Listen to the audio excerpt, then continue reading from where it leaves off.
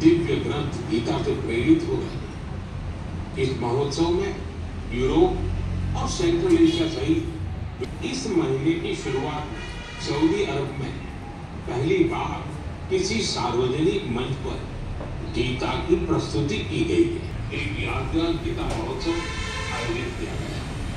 इस महोत्सव में और वो आज भी हमें प्रेरणा देते।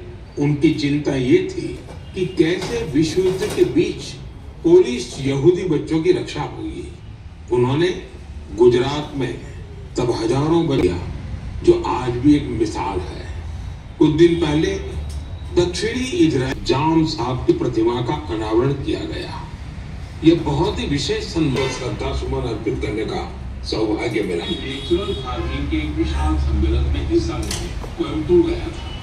दक्षिण भारत में नेचुरल फार्मिंग को लेकर हो रहे प्रयास हाईली क्वालिफाइड प्रोफेशनल अब नेचुरल फार्मिंग फील्ड को अपना रहे हैं। मैंने वहाँ किसानों से बात की, उनसे अनुभव जाने।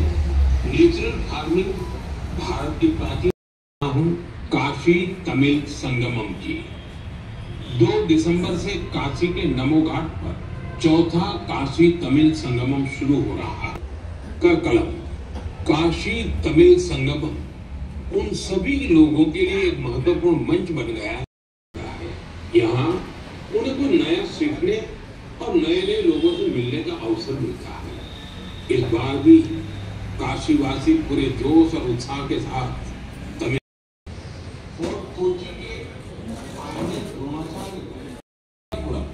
जिसे पहले पोर्ट ब्लेयर कहा जाता था, वहां समुद्री का नेवल मरीन म्यूजियम उस क्षेत्र के समृद्ध इतिहास को सामने लाने के लिए जाना जाता है। कारवार के देश के प्रधानमंत्री जी का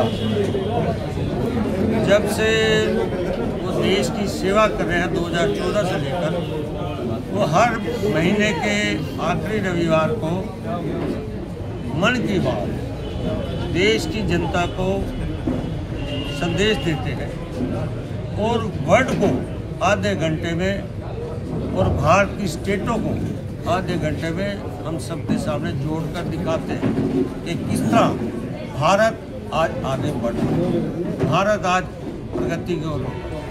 उसी बीच में आज ये बूथ नंबर 97 डॉक्टर मंगल सेन मंडल का ये बूथ है। उस बूथ में गांधी कैंप का एरिया है। ये इस 97 नंबर बूथ में एक कार्यालय आता है। यहाँ पर हमने मन की बात का मोदी जी का संदेश हमने सुना।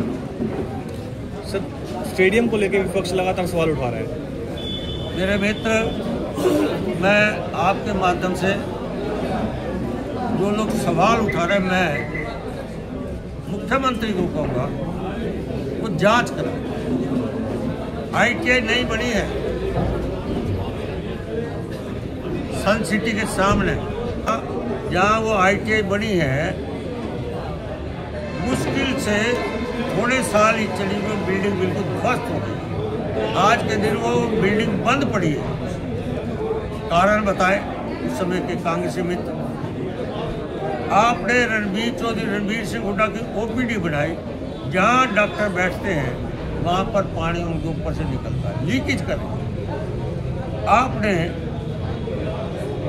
जो कार्यक्रम किया इसे अपने समय के अंदर व्यवस्थाएं जो लगनी चाहिए थी, जो उसमें साधन लगने चाहिए वो कम लगे, मटेरियल हल्का लगा है, जिससे मैं कह सकता हूँ ये राजीव गांधी स्टेडियम उसी में आता है, जहाँ इतना बड़ा करोड़ों का खर्च हो और मात्र 5-10 साल में वो बिल्डिंग कमज़ोर पड़ जाए, वहाँ का मटेरियल हल्का पड़ जाए। तो मैं पूछना चाहता हूँ यहाँ कांग्रेस मित्रों से, ये जो बिल्डिंग 20-50 साल चलनी चाहिए, मटेरियल चलना चाहिए, तो 2-4 साल में क्यों खत्म हो गए? हमारे पर सवाल दागने से पहले अपने अंदर झांको। आपने इस कार्य जो योजना बनाई थी, जो आपने ये काम करवाए, इसमें हल्का मटेरियल लगा, अपने चहितों को लाभ पहुँचाया। इसकी वजह से ये Rajiv Gandhi stadium, ITI, Chaudhary Ranbir Singh Hooda, OPD ऐसे करके मैं और कैसा ट्रोमा सेंटर भी इन्होंने बिल्डिंगें खड़ा की, परंतु बिल्डिंग का नक्शा ठीक नहीं था। इसलिए रोहतक की जनता, प्रदेश की जनता जवाब मांगती है। और मैं आदरणीय मुख्यमंत्री से निवेदन भी करूंगा, सेशन से पहले इनकी जांच कराया जाए और जांच में कितना पैसा वेस्ट हुआ है उसका भी इनके खाते में डाला जाए। अच्छा, सरकार की क्या आगे रणनीति रहेगी इसके बारे में? खेल के मामले में हरियाणा के मुख्यमंत्री आगे बढ़ रहे हैं। खेल के किसी भी साधन को कहीं कमी नहीं आने देंगे।